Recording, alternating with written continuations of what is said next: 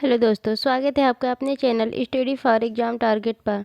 आज हम लोग आधुनिक भारत के इतिहास में ब्रिटिश शासन का भारतीय अर्थव्यवस्था पर प्रभाव के चैप्टर को देखेंगे। इससे पहले अभी तक अगर आपने हमारे चैनल को सब्सक्राइब नहीं किया है तो उसे सब्सक्राइब कर बेल आइकन की घंटी दबा दें ताकि हमारे वीडियो की नोटिफिकेशन आपको लगातार मिलती रहे। तो ज़्यादा समय न लेते हुए चलिए चलते हैं अपने टॉपिक की तरफ और देखते हैं ब्रिटिश शासन का भारतीय अर्थव्यवस्था पर प्रभाव। तो औपनिवेशिक शासन काल में भारत सरकार के गृह शुल्कों से तात्पर्य इंग्लैंड स्थित राज्य सचिव द्वारा भारत सरकार की ओर से किया गया व्यय था, जिसमें शामिल था भारतीय सार्वजनिक ऋण एवं रेलों पर लगाई गई पूंजी पर दिया गया ब्याज, भारत को दी गई सैनिक और अन्य सामग्री की लागत, भारत के कारण इंग्लैंड में दिए जाने वाले नागरिक और सैनिक शुल्क, इंग्लैंड में राज्य सचिव का सारा व्यय वर्ष 1999 तक तथा भारत सरकार द्वारा यूरोपीय अफसरों को दिए जाने वाले भत्ते और पेंशन। औपनिवेशिक शासन काल में भारत सरकार के गृह शुल्कों से तात्पर्य औपनिवेशिक शासन काल में भारत सरकार के गृह शुल्कों से तात्पर्य इंग्लैंड स्थित राज्य सचिव द्वारा भारत सरकार की ओर से किया गया व्यय था, जिसमें शामिल था भारतीय सार्वजनिक ऋण एवं रेलों पर लगाई गई पूंजी पर दिया गया ब्याज, भारत को दी गई सैनिक और अन्य सामग्री की लागत, भारत के कारण इंग्लैंड में दिए जाने वाले नागरिक और सैनिक शुल्क, इंग्लैंड में राज्य सचिव का सारा व्यय वर्ष 1999 तक तथा भारत सरकार द्वारा यूरोपीय अफसरों को दिए जाने वाले भत्ते और पेंशन। ब्रिटिश काल में इंपीरियल प्रेफरेंस शब्दावली का प्रयोग ब्रिटिश काल में इंपीरियल प्रेफरेंस शब्दावली का प्रयोग भारत में ब्रिटिश आयातों पर दी गई विशेष रियायतों के लिए किया जाता था, जिसके तहत भारत में ब्रिटिश आयातों पर नाम मात्र का शुल्क या बिल्कुल नहीं लगता था, जबकि भारत के निर्यातों पर ब्रिटेन में भारी शुल्क लगाया जाता था। ब्रिटिश शासन के दौरान भारत में धनिक वर्ग द्वारा भूसंपत्ति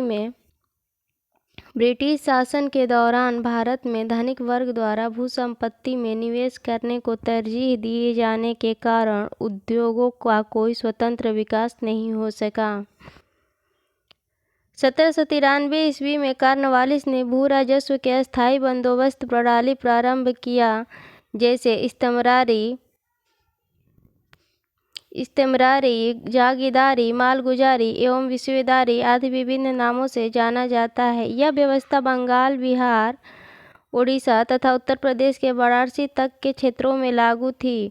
इसके अंतर्गत समूचे ब्रिटिश भारत के क्षेत्रफल का 19% हिस्सा शामिल था। इस व्यवस्था के अंतर्गत जागीरदारों के एक नए वर्ग को भूस्वामी घोषित कर दिया गया, जिससे भूमि के लगान का 10/11 भाग कंपनी को देना था तथा 1/11 भाग अपनी सेवाओं के लिए अपने पास रखना था।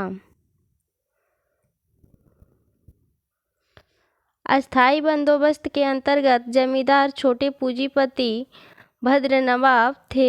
अस्थायी भूमि बंदोबस्त या जमींदारी प्रथा के बाद अंग्रेजों द्वारा भारत में भू राजस्व वसूली के लिए लागू की गई दूसरी व्यवस्था रैयतवाड़ी व्यवस्था थी। अस्थायी भूमि बंदोबस्त या जमींदारी प्रथा के बाद अंग्रेजों द्वारा भारत में भू राजस्व वसूली के लिए लागू की गई दूसरी व्यवस्था रैयतवाड़ी व्यवस्था थी। इस व्यवस्था के जन्मदाता टॉमस मुनरो और कैप्टन रीड थे, जिन्होंने सर्वप्रथम इसे तमिलनाडु के बारामहल जिले में लागू किया। इसके बाद यह व्यवस्था मद्रास, बम्बई के कुछ हिस्सों, पूर्वी बंगाल, असम तथा कुर्ग, आधुनिक कर्नाटक के एक भाग में लागू की गई। रैयतवाड़ी व्यवस्था के अंतर्गत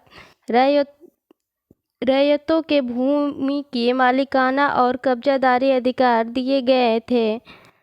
और प्रत्यक्ष रूप से या सीधे तथा व्यक्तिगत रूप से स्वयं सरकार को भू राजस्व का भुगतान करने के लिए उत्तरदायी थे। इस व्यवस्था ने कृषक भू स्वामित्व की स्थापना की। रैयतवाड़ी व्यवस्था ने कृषक भू स्वामित्व की स्थापना की। रैयतवाड़ी व्यवस्था के अंतर्गत कुल ब्रिटिश भारत के भू क्षेत्र का 51% हिस्सा शामिल था। इस व्यवस्था के अंतर्गत लगान का वसूली कठोरता से की जाती थी तथा लगान की दर भी काफ़ी ऊंची थी। महलवाड़ी पद्धति में भू राजस्व व्यवस्था कृषक के साथ नहीं बल्कि प्रत्येक ग्राम अथवा महल, जिसे जागीर का एक भाग, के साथ स्थापित की जाती थी। इसके अंतर्गत यदि कोई व्यक्ति अपनी भूमि छोड़ देता था तो ग्राम समाज उस भूमि को संभाल लेता था। महलवाड़ी पद्धति में ग्राम समाज ही संबंधित भूमि तथा अन्य भूमि का स्वामी होता था। यह पद्धति उत्तर प्रदेश, मध्य प्रांत तथा पंजाब में कुछ परिवर्तनों के साथ लागू की गई, जिसके अंतर्गत कुल ब्रिटिश भारत के भू क्षेत्र का 30% हिस्सा शामिल था। बहिर्गमन की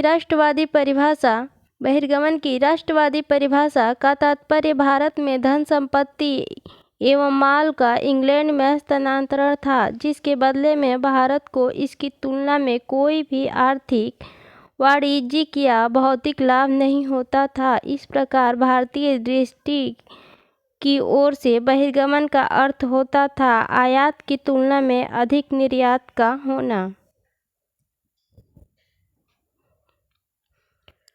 दादा भाई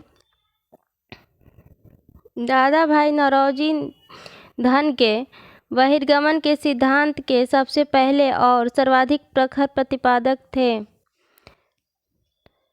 दादा भाई नौरोजी धन के बहिर्गमन के सिद्धांत के सबसे पहले और सर्वाधिक प्रखर प्रतिपादक थे। उन्होंने अपने लेखों एवं पुस्तकों इंग्लैंड डेप्ट to India, poverty and on British rule in India, the wants and means of India तथा on the commerce of India के माध्यम से अपने अपवाह सिद्धांत का प्रतिपादन किया। रमेश चंद्र दत्त ने भी धन के बहिर्गमन के सिद्धांत पर बल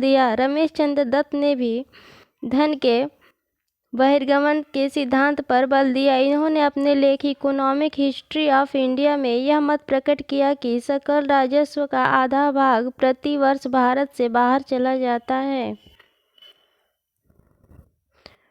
भारतीय राष्ट्रीय कांग्रेस ने 1896 ईस्वी में अपनी कलकत्ता अधिवेशन में आधिकारिक तौर पर बहिर्गमन के सिद्धांत को स्वीकार किया और उस समय कांग्रेस ने घोषणा की कि देश में पड़ने वाले अकालों और लोगों की निर्धनता के कारण वर्षों से लगातार चला आ रहा धन का बहिर्गमन है। सर सैयद अहमद खान ब्रिटिश शासन के प्रति वफादार थे और मुस्लिम समाज का विकास वे भारत में आंग्ल सत्ता के बने रहने में ही संभव मानते थे। ब्रिटिश शासन के समय अर्थव्यवस्था को खोखला करने के सिद्धांत पर दादा भाई नौरोजी ने पुस्तक लिखी।